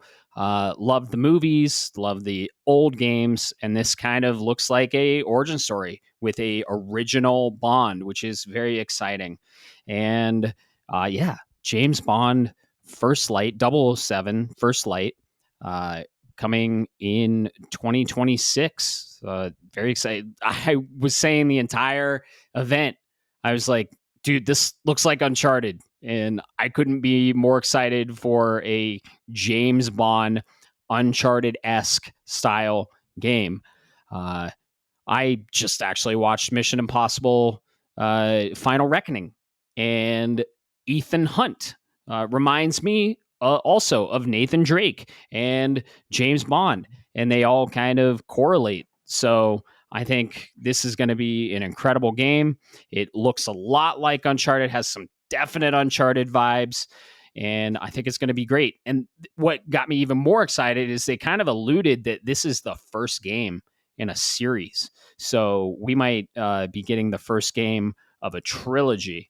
And if you look at all the Bond movies, there's not a standalone for the same Bond. There's like 3 or 4 movies. You got Pierce Brosnan, you got the original man, what's his name?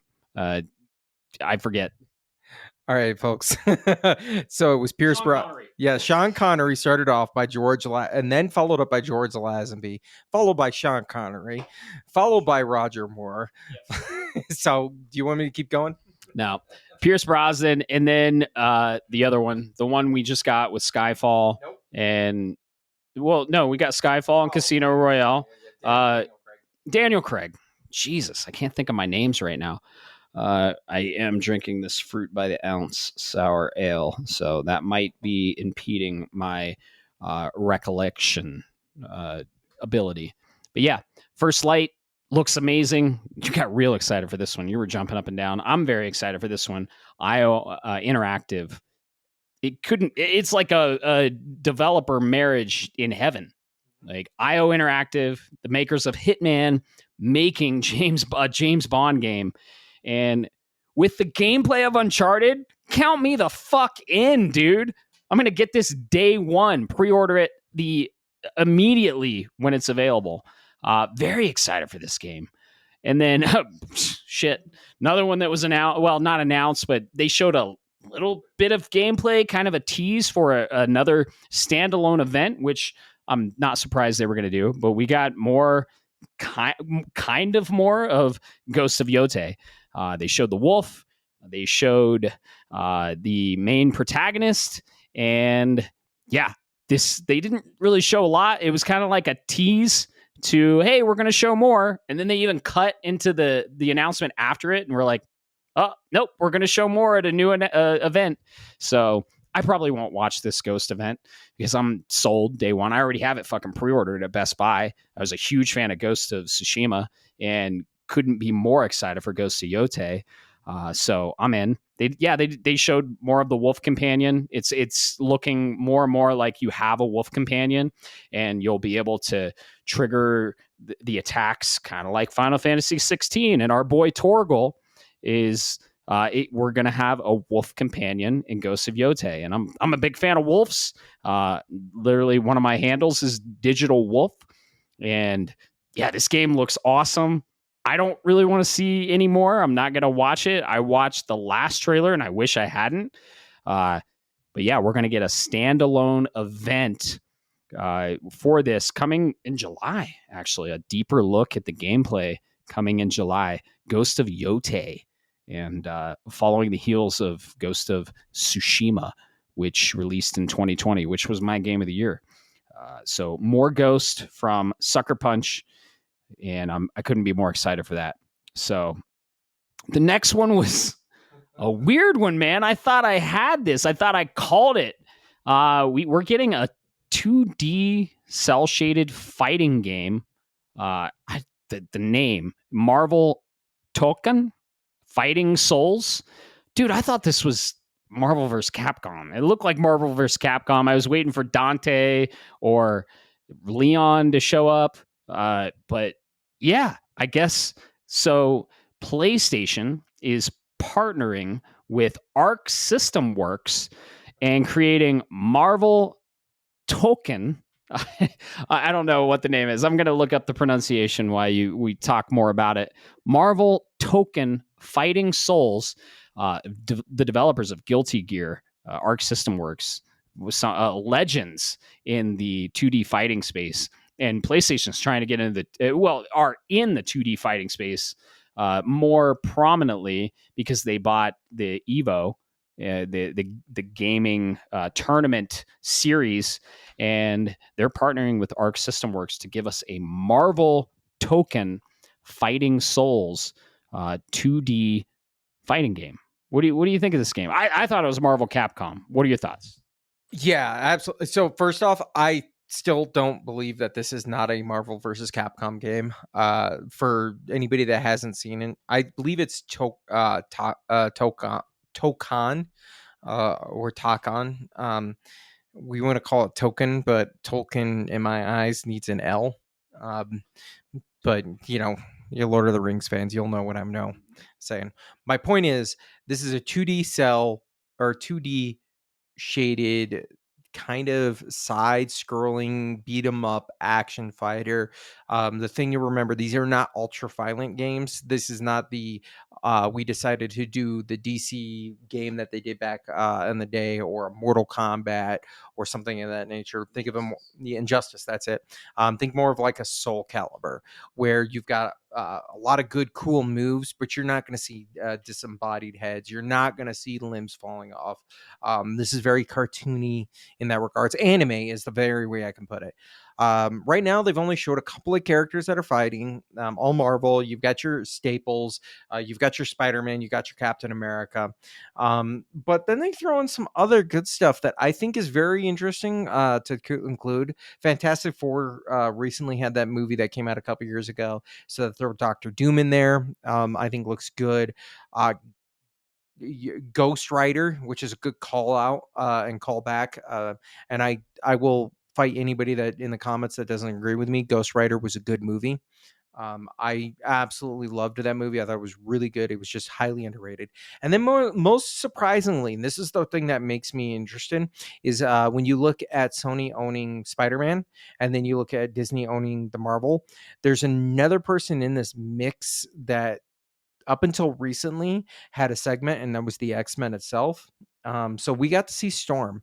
And I kept telling you, Matt, when I was looking at this character model, I'm not a gooner, but if I was a gooner, this is kind of my kind of character model. Okay.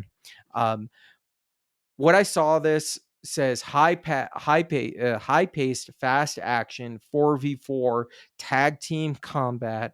That might even be what they put in the description. Absolutely 100% interested.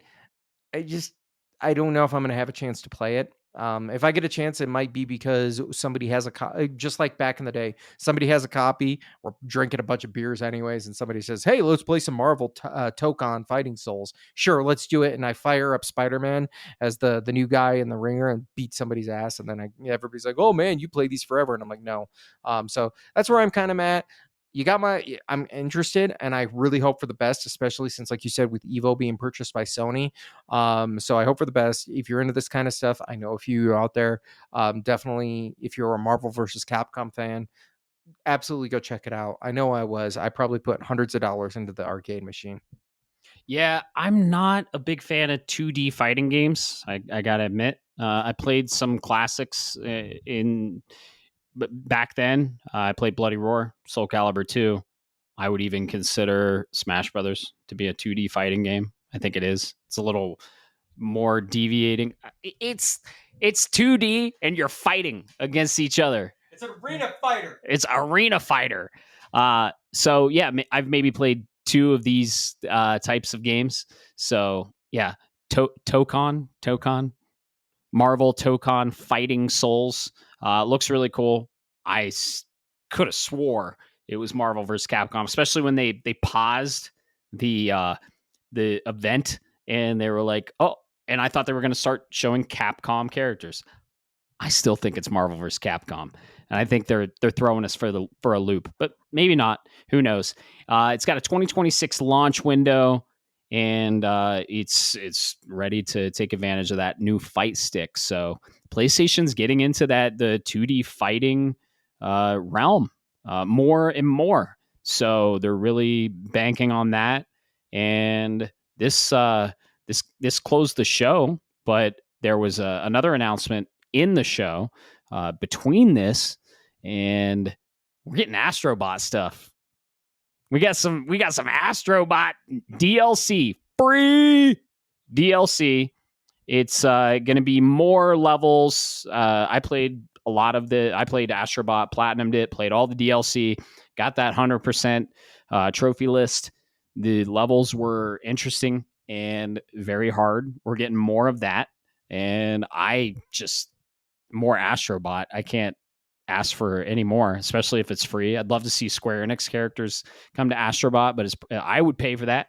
I would pay to have a little cloud bot. They showed the Ghost of Tsushima protagonist as a bot, and then they said yeah, you have more, but we're not going to spoil it. I'm glad they didn't. I didn't want them to show any more bots, but we're getting new levels in Astrobot. We're getting 5 new levels, and yeah, we get the bot Atsu at Atsu from Ghost of Yotei. I don't know her fucking name. I haven't played the game. I haven't heard it pronounced. And yeah, there's going to be even more bots to find. This is coming out pretty soon, July 10th. So we're getting new Astrobot levels July 10th. But yeah, this state of play was cool. I liked it. I thought it was a great state of play. I thought it had a lot of variety. Bloodstained was a huge, huge reveal for me, and I couldn't be more excited for that. We had Final Fantasy Tactics. I still can't believe they showed 007 right before the IOI showcase. I can't believe they showed that. This fighting game, Tokon Fighting Souls, looks cool. Not into it. It looked like Marvel vs. Capcom. Dude, Sword of the Sea. Sword of the Sea. That was announced too.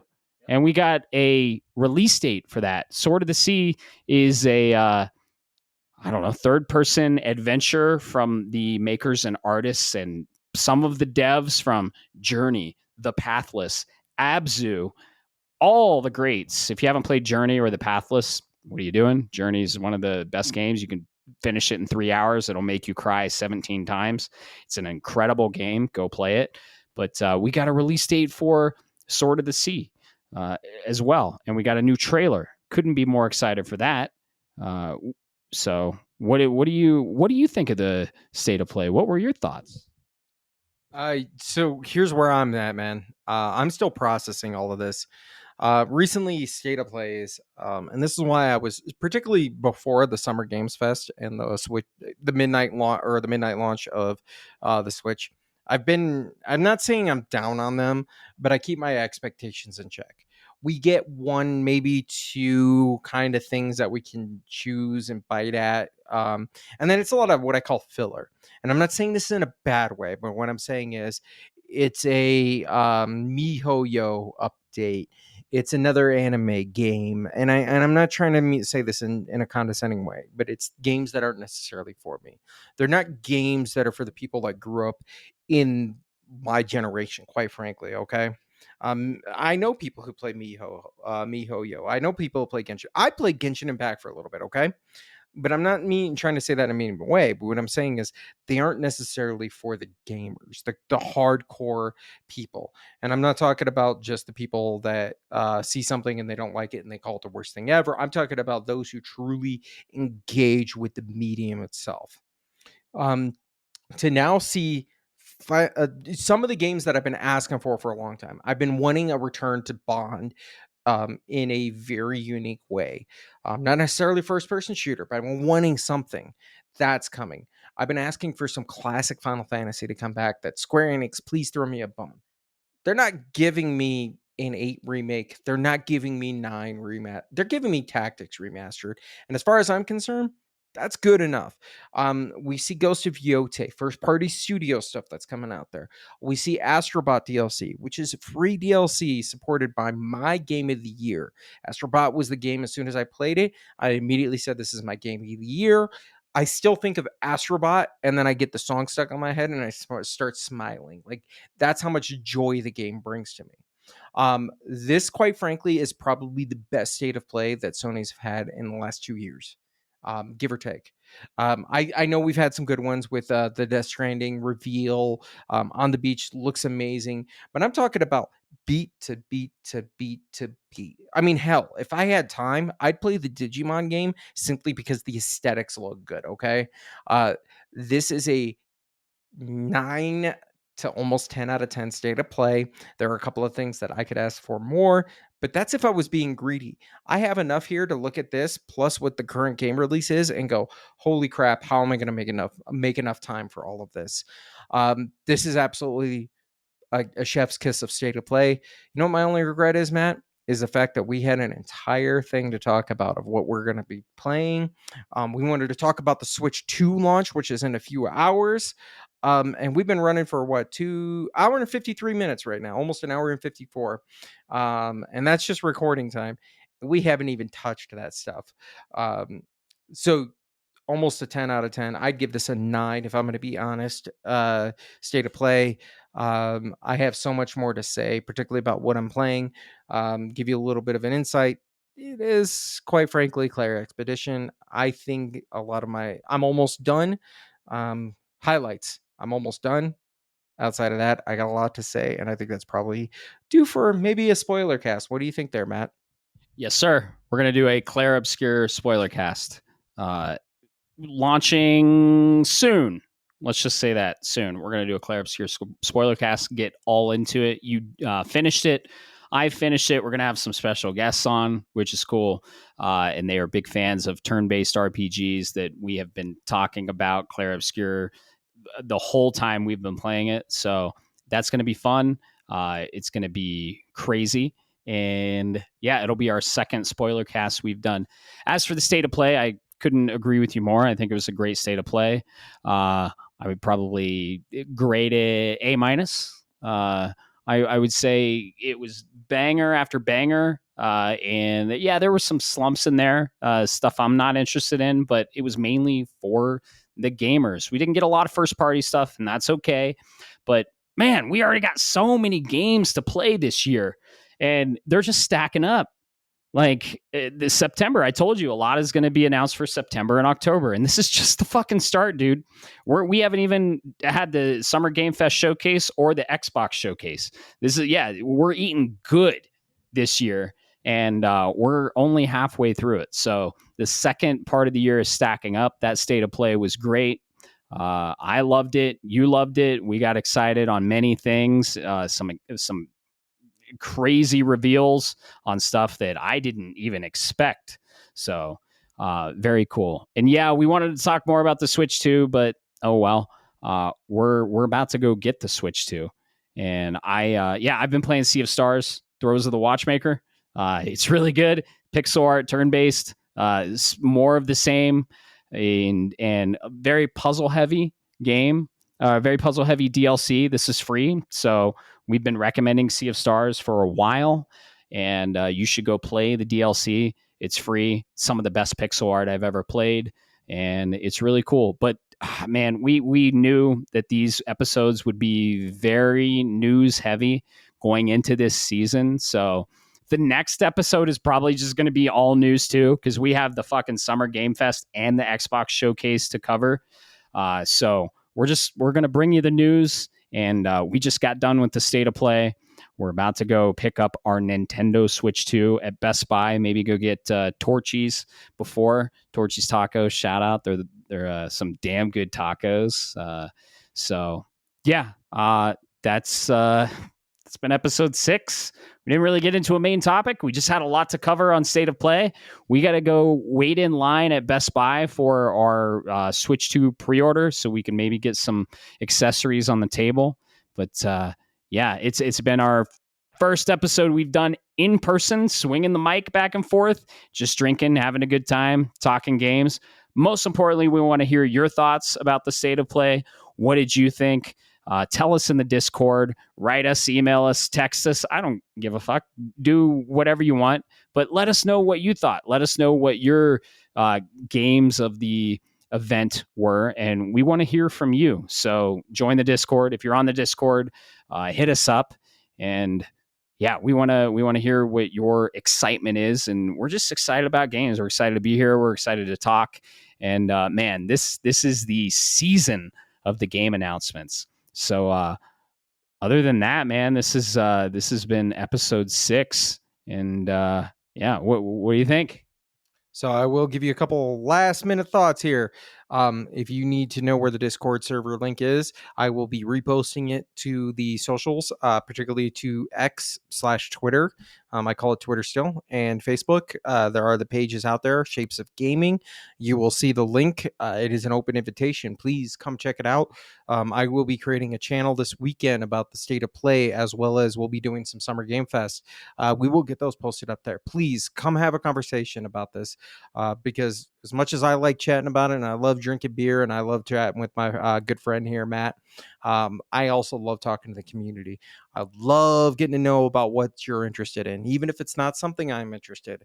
And most importantly, without notice, remember, it doesn't matter what you're playing, as long as you play and you talk about it. Y'all have a good one, and we'll see you on episode 7. Shapes of Gaming is a podcast shaped around gaming and, most importantly, our community. That's you. It is written, created, and recorded in beautiful Colorado Springs, Colorado, by me, Matt Stenson, and my good friend Bob Harriman. If you would like to be part of this amazing community, be sure to like, subscribe, or follow us on all the social media platforms or the podcast app of your choice. Thanks so much for listening, and always remember, keep the conversation going, and most importantly, keep gaming.